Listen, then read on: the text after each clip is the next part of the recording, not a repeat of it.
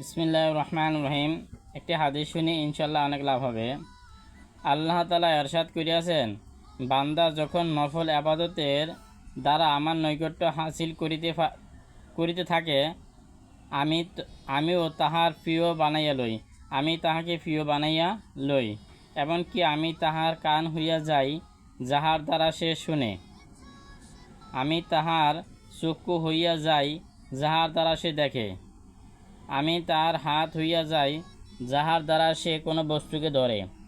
আমি তার পা হইয়া যাই, যাহার দ্বারা সে চলে।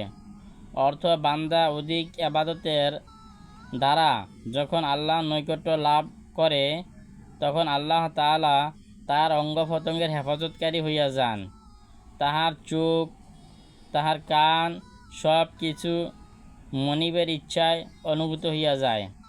অধিক পরিণামে নফল আবাদত করা এই জন্য বলা হইয়াছে যে, ফরজ আবাদতের নির্ধারিত রইয়াছে, উহাতে কম বেশি করা যায় না।